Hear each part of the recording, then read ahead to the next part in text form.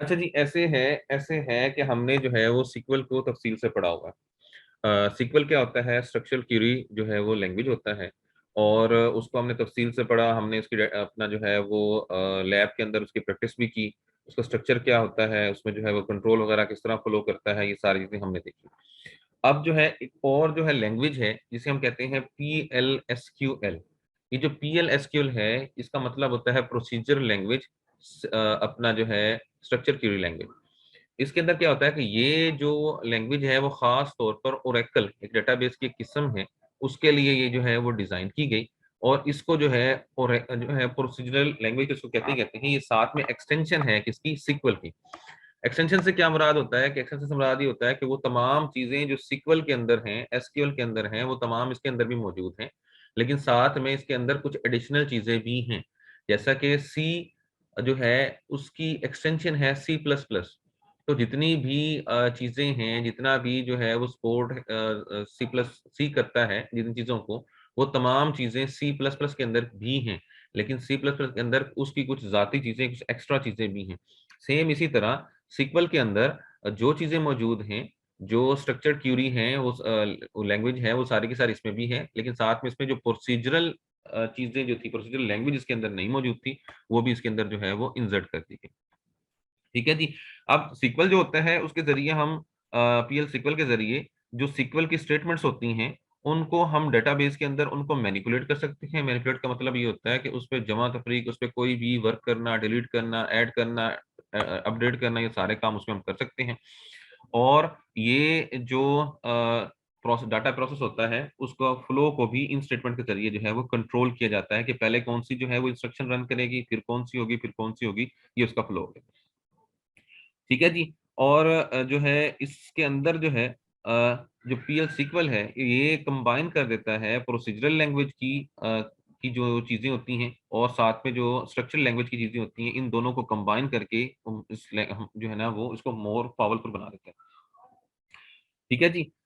जो हमारे Oracle applications होती हैं, ओरेकल डेटाबेस, डेटाबेस की किस्म होती है ओरेकल। ठीक है।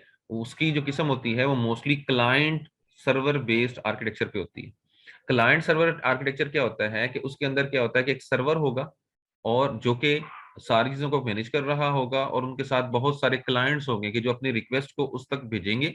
और वो जो सर्वर होगा वो उनकी क्लाइंट की रिक्वेस्ट को एंटरटेन करके उनके ऊपर जो है वो एक्शन लेगा कि उनको कोई चीज चाहिए, या उनको उन्होंने कोई आपस में कम्युनिकेशन करनी है, कुछ भी करना है, वो सारे का सारा उसके सर्वर के थ्रू होगा।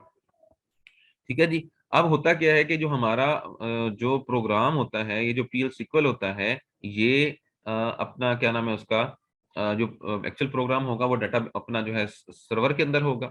और एप्लीकेशन जो होंगी वो क्लाइंट्स के ऊपर सिर्फ एप्लीकेशंस होंगी। और जो एप्लीकेशंस होती हैं वो सी के अंदर, जावा के अंदर, या PL सीक्वल के अंदर जो है वो हम राइट करते हैं।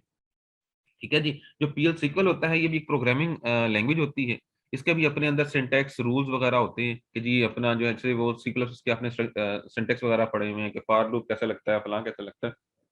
तो इसका भी अपना जो है वो हिसाब किताब होता है। जैसे आपने SQL पढ़ा कि आप जब स्टार्ट करते हैं तो अपना सिलेक्ट से करते हैं, फिर उसके बाद आप कॉलम्स आगे मेंशन करते हैं, फिर उसके बाद आप फ्रॉम टेबल बताते हैं कि टेबल कौन सा है, फिर उसके बाद अगर अगर कोई कंडीशन है, वेयर की कंडीशन है, ग्रुप बाय की कंडीशन है, या कोई और कंडीशन है, तो आप कंडीशन जो है वो लगाते हैं। तो सिमिलरली इसका अपना जो है वो एक स्ट्रक्चर होगा। ठीक है जी। ये जो PL सीक्वल होता है, ये ओरेकल RDBMS जो होता है उसका एक पार्ट होता है। ठीक है। और ये जो है वो दो इन्वायरमेंट के अंदर, जैसे मैंने कहा कि चूंकि ये इसकी जो इन्वायरमेंट होती है वो क्लाइंट सर्वर होती है, तो डेफिनेटली ये जो रिजाइड कर रहा होता है, ये जो उस होता है वो तो दो मुख्तलिफ जगहों पर, मतलब उसकी जो शक्ल होगी वो क्लाइंट के अंदर और होगी, और उसकी शक्ल जो सर्वर है उसके अंदर कुछ और होगी। ठीक है जी। इसको हम जो है वो जो मॉड्यूल्स के अंदर जो है वो हम कन्वर्ट करते हैं, जो सर्वर के अंदर, साइड के अंदर, और क्लाइंट साइड के एप्लीकेशंस के अंदर जो है वो मौजूद होते हैं, मॉड्यूल होते हैं। ठीक है। जब जो PL सीक्वल होता है, इसका जो एक इंजन होता है, ठीक है, ये सर्वर के ऊपर होता है। और जो PL सीक्वल के ब्लॉक होते हैं वो जो है वो इंजन के जरिए ओरेकल सर्वर के अंदर जो है वो पास किए जाते हैं, सर्वर के अंदर जो है वो गुजारे जाते हैं। इस तरह करके ये देखें, ये जो है वो इसका स्ट्रक्चर नजर आ रहा है। कि ये जो है वो ओरेकल सर्वर है, उसके अंदर जो है वो पीएल सीक्वल के इंजन भी हैं, और उसके अंदर जो है वो पीएल सीक्वल स्टेटमेंट प्रोसेसर है, कि मतलब जो आप क्यूरी वगैरह आपने पीएल सीक्वल के अंदर लिखी है, वो इस जो है वो प्रोसेसर के जरिए उस पे जो है वो अमल दरामद होगा, और यहाँ से एक्चुअल डेटाबेस के अंदर से वो इंफॉर्मेशन लेगा, और इंफॉर्मेशन लेकर उसको वो पास करेगा। और जो क्लाइंट है, ठीक है, उसके अंदर ये जो है वो पीएल सीक्वल ब्लॉक्स हैं, ये जो है वो एप्लीकेशंस के अंदर होते हैं, कि जो कि क्लाइंट्स का लिंक बनाते हैं हमारे ओरेकल सर्वर के साथ। ठीक है जी। फिर उसके बाद जो है कि ये जो जब कोई जो स्टेटमेंट जो है वो क्लाइंट कंप्यूटर के ऊपर आती है, ठीक है, तो वो जो है वो सर्वर के डेटाबेस का जो सर्वर होता है ना, मतलब क्लाइंट पे अगर कोई रिक्वेस्ट है, मतलब आपने अगर कोई क्लाइंट ने कोई रिक्वेस्ट करनी है, तो वो सर्वर से जो है वो रिक्वेस्ट करते हैं, और जो सर्वर होता है वो उसको उस क्लाइंट की रिक्वेस्ट का जो है वो फीडबैक देता है। जैसे कि हमारे नॉर्मल जो हमारे होते हैं, अपना क्या नाम है उसका, नेटवर्क्स बनते हैं, तो नेटवर्क्स के अंदर सर्वर क्लाइंट जो नेटवर्क्स होते हैं, उसमें भी ऐसे ही होता है कि आपका कोई नोड जो है वो कोई कम्युनिकेशन जो है वो करना चाह रहा है, कोई इन्फॉर्मेशन लेना चाह रहा है, कोई इन्फॉर्मेशन पास करना चाह रहा है, तो वो सर्वर से रिक्वेस्ट लेता है, सर्वर को बताता है कि मैंने ये इन्फॉर्मेशन लेनी है फलां से, या ये इन्फॉर्मेशन भेजनी है फलां को, तो सर्वर उसको अलाउ करता है, और उसके नतीजे में जो है वो उसको एक एक्सेस मिलती है, जिसके जरिए वो अपना वो इस इन्फॉर्मेशन को पास कर सकता है। ठीक है जी। तो जो हमारा सीक्वल होता है, सीक्वल स्टेटमेंट होती है, उसके अंदर हर जो कोई आपने जब रिक्वेस्ट जनरेट की है, तो वो 2 ट्रिप्स के अंदर जाती है। 2 ट्रिप से क्या मुराद है कि पहले जो है वो आपकी जो रिक्वेस्ट है वो ऑथराइज्ड होगी अपना जो है सेंट्रल सर्वर के साथ, और फिर सर्वर उसका जो है रिप्लाई करेगा, ठीक है जी आप पॉसम कर सकते हैं। तो अब ये जो 2 स्टेप्स के अंदर पहले उसने उसको रिक्वेस्ट भेजी, फिर उसका रिप्लाई आया कि ठीक है जी आप कैरी करें। तो ये जो 2 ट्रिप के अंदर जो है वो सीक्वल की हर सीक्वल के अंदर जो होती है अपना क्या नाम है कमांड होती है, वो इस तरह 2 ट्रिप्स के अंदर जाती है। ठीक है जी। लेकिन जो अपना पीएल सीक्वल के ब्लॉक्स होते हैं, उनके ज़रिए जो हमारी ये जो होती है अपना क्या नाम है उसका जो कम्युनिकेशन होती है वो फ़ास्ट हो जाती है। ये आपको जैसे नज़र आ रहा है कि ये अपना जो है वो आपका ये सीक्वल स्टेटमेंट जो है वो रिज़ल्ट्स हैं। ये क्लाइंट साइड है उसकी, क्लाइंट साइड पे एप्लीकेशन है सीक्वल की, और उसमें 1, 2, 3, 4 जो हैं वो उसने कमांड इंस्ट्रक्शंस उसने जो हैं वो स्टेटमेंट उसने पास की, और हर स्टेटमेंट ने एक-एक मतलब जो है ना वो उसने 2 राउंड ट्रिप लगाए, 2 राउंड ट्रिप लगाए, तो ये कितने ज़्यादा बनते हैं। जबकि यहाँ पर जो है वो ब्लॉक सीक्वल जो है स्टेटमेंट के अंदर जो पीएल सीक्वल है उसके एप्लीकेशन जो है वो सिर्फ एक ही ट्रिप ट्रिप के अंदर 1 2 3 4 की 4 जो अब आपकी इंस्ट्रक्शंस हैं वो सिर्फ एक ही ट्रिप के अंदर जो है वो उसको कवर कर रहा है। तो इससे जो है हमारी जो कम्युनिकेशन है वो पीएल सीक्वल के ज़रिए बहुत ज़्यादा फास्ट हो जाती है, जबकि सीक्वल के अंदर इतनी फास्ट वो नहीं होती। समझ आ रही है कि नहीं आ रही? अच्छा जी, चलिए हम जो है ना वो नई क्वेश्चन तो फिर आपने पहले समझ करके कौन सा आपने जो है वो सारी चीज़ें आती हैं। अच्छा जी, जो हमारा पीएल सीक्वल होता है, ये उसके अंदर जो ब्लॉक्स होते हैं वो 2 किस्म के होते हैं। एक को हम कहते हैं नेम्ड, और एक को कहते हैं हम एनोनिमस। ठीक है? जो नेम्ड जो ब्लॉक्स होते हैं, ये जब सब रूटीन वगैरह जब हम क्रिएट कर रहे होते हैं, तो इस वक़्त ये ब्लॉक जो हैं वो बनते हैं। ये जो होते हैं सब रूटीन्स जो होती हैं वो प्रोसीजर्स होते हैं, या जो है वो कोई फंक्शंस होते हैं, या कोई पैकेज होते हैं। जब हम कोई जो है वो प्रोसीजर बना रहे होते हैं, या कोई फंक्शंस बनाते हैं, या कोई हम पैकेज बनाते हैं, तो उनके साथ जो है ये जो नेम ब्लॉक्स हैं, ये यूज़ होते हैं, और ये इस वक़्त क्रिएट होते हैं। ठीक है? जो सब रूटीन्स होती हैं, वो डेटाबेस के अंदर जो है वो स्टोर होती हैं। हमारे जो नेम्ड ब्लॉक के जो सब रूटीन्स हैं, वो डेटाबेस के अंदर फिज़िकली डेटाबेस के अंदर, एक्चुअल डेटाबेस के अंदर वो स्टोर होती हैं। ठीक है? और ये जो सब रूटीन्स होती हैं, ये डिफ़ाइन की जाती हैं कि जो है वो अ एनोनिमस ब्लॉक होता है। दूसरा जो ब्लॉक होता है ना, मतलब ये इसके अंदर तो डिफाइन होगी, डेटाबेस के अंदर जो है वो आपका स्टोर होगी। जो एनोनिमस डेटाबेस है उसके अंदर ये चीज़ें, ये जो डाटा होगा अपना ब्लॉक होगा, वो फिजिकल डेटाबेस के अंदर, वो बेस टेबल के अंदर सेव नहीं होगा। वो सिर्फ डिफाइन होगा, और तब तक सेव नहीं होगा जब तक कि हम उसको जो है वो प्रॉपर कोई नाम ना दे दें। हम उसको डेफिनिशन की वजह से फ्यूचर में यूज कर सकते हैं, लेकिन वो वर्चुअल टेबल की तरह, जैसे वर्चुअल टेबल होता है कि वो जो है वो एक्चुअली कहीं पर मौजूद नहीं होता, तो अनोनिमस टेबल जो है, जो ब्लॉक है, ये भी फिजिकली जो है वो स्टोर नहीं होगा, जस्ट जो है वर्चुअली मौजूद होगा, और जहां अगर कहीं हमें जरूरत पड़ेगी तो हम उसको यूज कर लेंगे। हाँ, इसको हमने स्टोर करना है, इसको हमने जो है वो डेटाबेस के अंदर जो है वो डालना है, तो हम इसको एक नाम दे देंगे, तो फिर ये जो है अनोनिमस से जो है वो नेम्ड का जो है वो ब्लॉक बन जाएगा और वो वहां पे स्टोर हो जाएगा। अनोनिमस का वैसे मतलब ये होता है अननोन, मतलब जिसका कोई नाम वगैरह ना हो, हम उसको अनोनिमस कहते हैं। ठीक है जी। अब उसके बाद जो है वो जो ब्लॉक है पीएल सीक्वल का, उसका हम स्ट्रक्चर देखते हैं, तो उसके अंदर तीन चीजें होती हैं। ठीक है, तीन चीजें होती हैं। तीन चीजों में एक चीज जो है वो मैंडेटरी होगी, और दो चीजें जो है वो ऑप्शनल होती हैं, कि वो हो तो हो सकती हैं, नहीं तो ना भी हो। तो उसमें जो है वो एक जो चीज है वो है डिक्लेयर सेक्शन, कि उसके अंदर हम जो है इस ब्लॉक को हम डिक्लेयर करते हैं, इसके अंदर सब रूटीन्स क्या होंगी, फंक्शंस क्या होंगे, ये सारी चीजें हम जो है इसके अंदर डिफाइन करते हैं। फिर उसके अंदर जो है वो एग्जीक्यूटेबल ऐसा जो सेक्शन होता है जिसका कोई ना कोई रिजल्ट निकल सके, जिसका कोई ना कोई जो है वो अपना जो है वो नतीजा निकल सके, उसको हम एग्जीक्यूटिव सेक्शन कहते हैं। और तीसरा ये होता है एक्सेप्शनल हैंडलिंग सेक्शन, तो जिसके अंदर कोई जो है वो ऐसा अननोन जो है वो एरर आ गया, ऐसा एरर आ गया जिसको हम एक्सपेक्ट नहीं कर रहे थे, तो वो अगर इस तरह की सिचुएशन आती है तो उसको टैकल करने के लिए जो सिचुएशन होती है उसको हम कहते हैं एक्सेप्शन हैंडलिंग सेक्शन। ठीक है जी। तो जो दो सेक्शंस हैं, डिक्लेयर सेक्शन और एग्जीक्यूटेबल हैंडलिंग सेक्शन, ये मैंडेटरी नहीं है। ठीक है, ये अगर ना भी हो तो गुजारा हो जाता है। ये जो दरमियान वाला सेक्शन है एग्जीक्यूटेबल सेक्शन, ये जो है ये कंपलसरी है, और ये सेक्शन ने डेफिनेटली जो है वो मौजूद होना है, बाकी दो ऑप्शनल है। ठीक है जी। अब ये जो पीएल सीक्वल का ब्लॉक है उसका स्ट्रक्चर क्या होता है, जैसा कि हमने कहा कि हमारा जो सीक्वल के अंदर क्या होता है कि पहले हम क्लियर जो है वो सिलेक्ट करते हैं, सिलेक्ट करने के बाद हम जो है वो फ्रॉम किससे, फिर उसके बाद हम कंडीशन लगाते हैं। तो इसके अंदर जो है ये स्ट्रक्चर इसका होगा कि सबसे पहले हम डिक्लेयर करते हैं। डिक्लेयर किया कि इसके अंदर जो है वो हम डिक्लेरेशन स्टेटमेंट देंगे कि हम जो है ना वो क्या करना चाह रहे हैं। फिर हम जो है वो एग्जीक्यूटेबल जो है वो स्टेटमेंट स्टार्ट करते हैं, और वो स्टेटमेंट स्टार्ट होती है बिगन से। बिगिन के बाद हम जो है वो ऐसी स्टेटमेंट जिसका कोई ना कोई रिजल्ट निकलेगा, जिसका कोई ना कोई नतीजा निकलेगा, जो किसी ना किसी जो है वो शक्ल में एग्जीक्यूट होगी, फिर हम उसकी बात करते हैं। और फिर उसके बाद जो है एक्सेप्शनल आ जाता है। एक्सेप्शनल क्या होता है कि ऐसा कोई एरर, ऐसा कोई जो है वो चीज जो कि हम एक्सपेक्ट नहीं कर रहे थे वो आ जाए, और उसके एंड पे जो है वो हमारा कोड जो है वो खत्म हो जाता है। तो ये हमारे पीएल सीक्वल के ब्लॉक का स्ट्रक्चर होता है।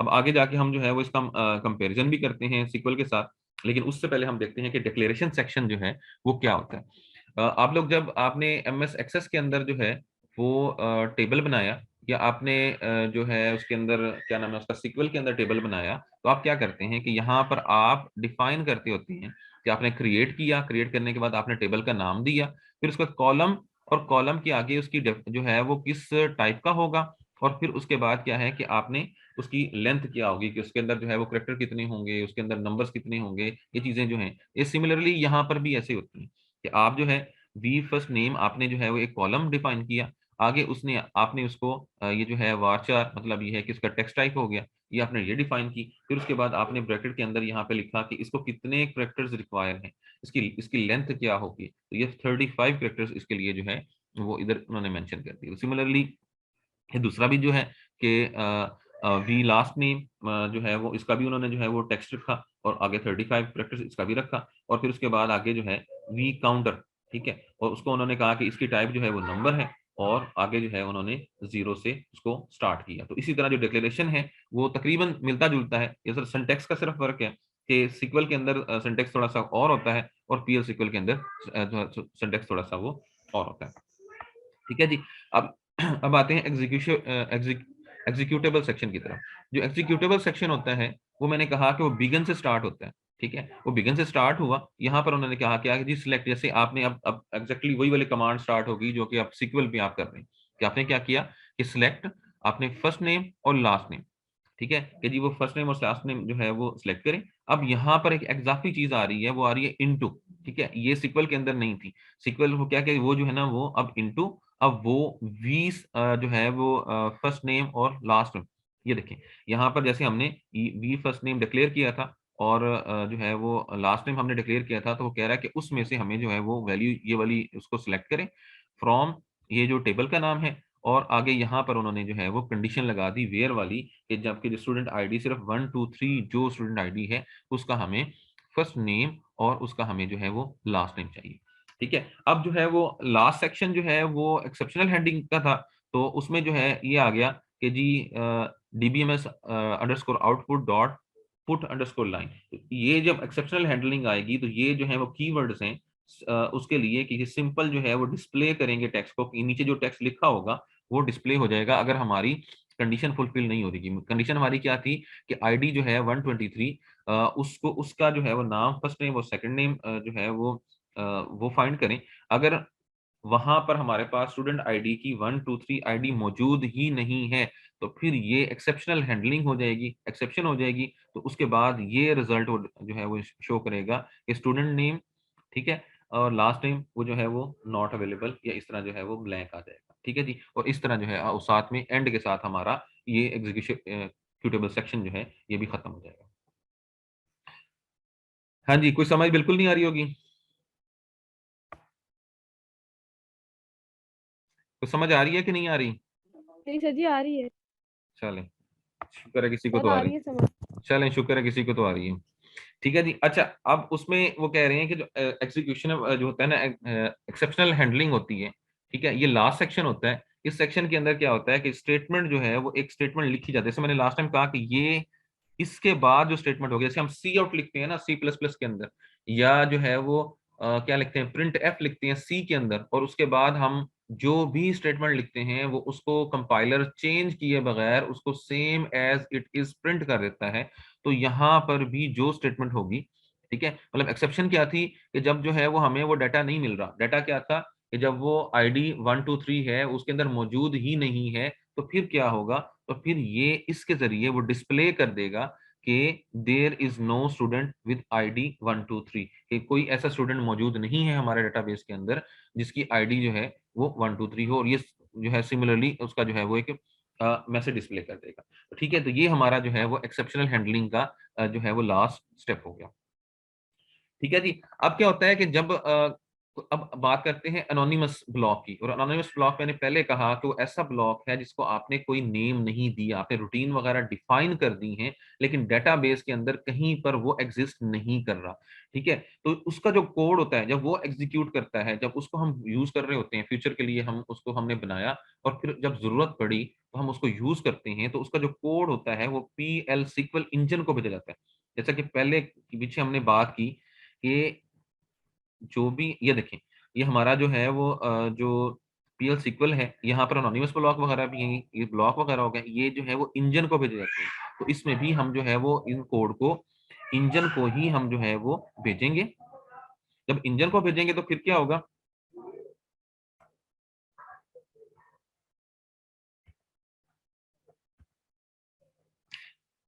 ठीक है जी।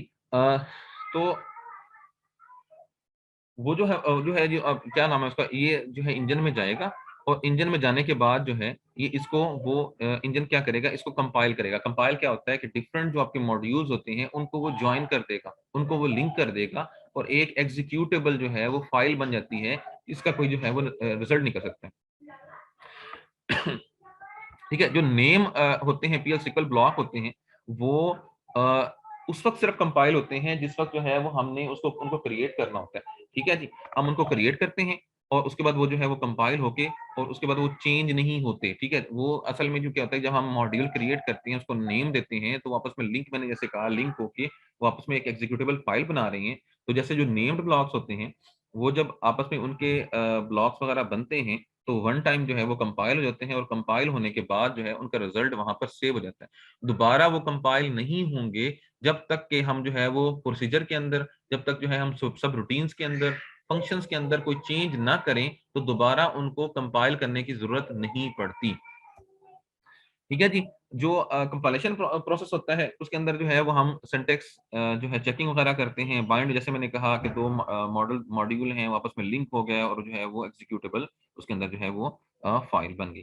ठीक है, जो प्रोग्रामर होता है वो सिंटेक्स एरर्स वगैरह को जो है वो क्लियर करता है, उसको रिमूव करता है, और उसके बाद जो है जो कंपाइलर होता है वो उन चीज़ों को मिलाकर डेटाबेस के अंदर, फिजिकल डेटाबेस के अंदर जो है वो एक स्पेस बनाता है, और स्पेस बनाने के बाद ये जो प्रोग्राम्स होते हैं उनको एक्चुअल डेटाबेस के अंदर जो है वो ज्वाइन कर देता है, और इस प्रोसेस को हम कहते हैं बाइंडिंग। ठीक है जी, आ रही है समझ के नहीं आ रही? अच्छा जी, अब जब हम बाइंडिंग कर लेते हैं तो उसके बाद जो है वो एक पी कोड, जिसे हम कहते हैं पी कोड कहते हैं, वो जनरेट होता है। ठीक है, हर पी एल सिक्वल ब्लॉक के लिए। और ये जो पी कोड होता है, ये क्या होता है, इसके अंदर इंस्ट्रक्शंस होती हैं। इसके अंदर इंस्ट्रक्शंस क्या होती हैं कि जो कि पी एल सिक्वल इंजन को दी जाती हैं, कि इंस्ट्रक्शंस क्या है कि अब आपने ये काम करना है, फिर उसके बाद ये करना है, फिर उसके बाद ये करना है, फिर उसके बाद ये करना है, और फिर इस तरह करके आपका रिजल्ट आएगा। यही हम जो है वो किसी भी प्रोग्रामिंग लैंग्वेज में बताते हैं। तो सिमिलरली यहाँ पर भी जो है वो जो पी कोड है वो इंस्ट्रक्शंस दे रहा होता है पीएल सिक्वल को, कि आपने किस किस तरह चीजें जो है वो परफॉर्म करती है। जो आपके नेम्ड ब्लॉक्स होंगे उनका जो पी कोड होता है वो डाटाबेस के अंदर स्टोर होता है, और ये जो है वो प्रोग्राम जब नेक्स्ट टाइम एग्जीक्यूट होता है, जब नेक्स्ट टाइम उसकी एग्जीक्यूशन की जरूरत पड़ती है, उस वक्त होता है जो प्रोसेस होता है कंपाइलेशन का, वो जो है वो सक्सेसफुली कंप्लीट होता है। और उसके बाद जो है जो नेम्ड पीएल सिक्वल ब्लॉक होते हैं, उसका स्टेटस जो है वो सेट, दो स्टेटस होते हैं जो हमारे ब्लॉक के होते हैं। पीएल सिक्वल ब्लॉक जो है उसके दो स्टेटस हैं, एक स्टेटस है वैलिड का, और एक है जो है वो इनवैलिड का। वैलिड स्टेटस का मतलब ये है कि जब हमारा जो हमारा कोड है वो सक्सेसफुली कंपाइल हो जाएगा, वो जो है वो बिल्कुल सही एग्जीक्यूट हो जाएगा, तो उसको हम कहते हैं कि अब इसका स्टेटस हो जाएगा वैलिड। और अगर जो है वो जो कंपाइलेशन प्रोसेस है वो सक्सेसफुली कंप्लीट ना हो सके, इसमें कोई एरर आ जाए, कोई प्रॉब्लम आ जाए, तो फिर उसका जो स्टेटस है वो इनवैलिड जो है वो हो जाता है। ठीक है जी, जो पीएल सिक्वल है, इसके अंदर जो है वो सिक्वल स्टेरिक प्लस जो है वो एक ऐसा टूल होता है इंटरेक्टिव, जिसके जरिए जो है वो इंटरेक्शन कर सकते हैं, कि जो कि सिक्वल और पीएल सिक्वल की जो स्टेटमेंट्स होती हैं उनको कमांड प्रॉम्प्ट के अंदर जो है वो टाइप करने के लिए यूज होते हैं। हमने कमांड प्रॉम्प्ट के अंदर जो है वो सिक्वल की, क्योंकि मैंने कहा कि पीएल सिक्वल तमाम उन इंस्ट्रक्शंस को जो है वो अलाउ करता है जो सिक्वल के अंदर भी अलाउ होती हैं, ठीक है, मौजूद होती हैं। तो वो आप चाहे जो है वो पीएल सिक्वल की, या जो है वो आप सिक्वल की स्टेटमेंट्स को आपने जो है वो टाइप करना है, तो उसके लिए हम सिक्वल स्टेरिक प्लस जो है एक टूल हम यूज करते हैं, उनके जरिए हम करते हैं। और ये जो स्टेटमेंट्स होती हैं ये जो है वो डाटाबेस के को जरिए को भेजी जाती हैं, और ये जब ये इनको प्रोसेस होती हैं तो इनका जो है रिजल्ट निकलता है, और रिजल्ट जो है डाटाबेस जो है इन्हीं के जरिए जो है वो डिस्प्ले करता है। और जो है वो जब हम सिक्वल और पीएल सिक्वल की कोई स्टेटमेंट को इनके जरिए हम जब एंटर करते हैं तो उनके कुछ फर्क होते हैं, वो हम जो है वो देखते हैं। अब जो है वो सिक्वल की एग्जांपल देखते हैं। सिक्वल के एग्जांपल में ये आपने जो है वो क्यूरी बारहा अपने कंप्यूटर्स पे की होगी, कि आपने जो है सिलेक्ट किया, यहाँ पे ये सिक्वल है, तो इसमें इस सिलेक्ट का मतलब ये है कि ये डेटाबेस, वर्चुअल डेटाबेस में का जो है फर्स्ट नेम और लास्ट नेम जो है ये उसमें से फाइंड करेगा, और किस में से, ये जो स्टूडेंट का जो टेबल है उसमें से लेगा। और जो है आगे यहाँ पर जो है कंडीशन लगी हुई, कंडीशन क्या है कि हमें किसका रिकॉर्ड चाहिए, फर्स्ट नेम और लास्ट नेम, वो हमें चाहिए स्टूडेंट आईडी 123 का। ठीक है, और उसके बाद यहाँ पर एंड पे जो है हमारा जो टर्म जो है हमारा जो है वो जो है सेमीकोलन के साथ हमारा टर्मिनेट हो जाता है, हमारा प्रोग्राम हमारा जो है कंप्लीट हो जाता है। अगर हम सेमीकोलन लगाएंगे तो वो जो है वो बता देगा सिस्टम को कि यहाँ पर जो है वो इनकी इंस्ट्रक्शन जो है वो टर्मिनेट होगी या खत्म होगी। ठीक है, उसके बाद हम जो है इसको एग्जीक्यूट करते हैं, तो उसके नतीजे में हमारा जो है वो एक रिजल्ट निकलता है। ठीक है, जबकि पीएल जो सिक्वल होता है उसके अंदर क्या होता है कि जैसे मैंने कहा कि उसके अंदर स्टेप पहला क्या होता है, डिक्लेरेशन का। यहाँ पर हम जो है वो डिक्लेयर कर रहे हैं कि ये जो वी फर्स्ट नेम है इसका, इसकी टाइप क्या है, वी सेकंड नेम है इसकी टाइप क्या है, बिगिन जो है फिर ये एग्जीक्यूटेबल सेक्शन स्टार्ट हो गया। यहाँ पर हमने जो है वो एक्चुअल क्यूरी लगाई। क्यूरी क्या है कि आपने सेलेक्ट किया फर्स्ट नेम और लास्ट नेम, फिर आपने इनटू जो है यहाँ थोड़ा सा चेंज हो गई सिक्वल के साथ, कि यहाँ पर आप जो है वो इनटू बताते हैं कि आप कौन सा जो पीछे आपने जो डिफाइन किया है उसकी हम बात कर रहे हैं। फिर यहाँ पे जो है फ्रॉम टेबल हो गया, और यहाँ पे आपने कंडीशन लगा दी। कंडीशन के बाद आपने यहाँ पर डिस्प्ले करेंगे कि ये जो है स्टूडेंट नेम आ जाएगा। ठीक है, और आगे उसका यहाँ पर फर्स्ट नेम और लास्ट नेम जो है वो यहाँ पर डिस्प्ले हो जाएंगे। एक्सेप्शन क्या होगा कि अगर वहां पर ये चीज, ये कंडीशन वहां मौजूद नहीं है, ये कंडीशन जो है वो फॉल्स है, तो फिर उसके में क्या होगा कि वो यहाँ पर जो है क्या कर देगा कि यहाँ एक मैसेज डिस्प्ले कर देगा। यहाँ पर जो है वो एक टेक्स्ट जो है डिस्प्ले हो जाएगा कि there is no student with student ID 123।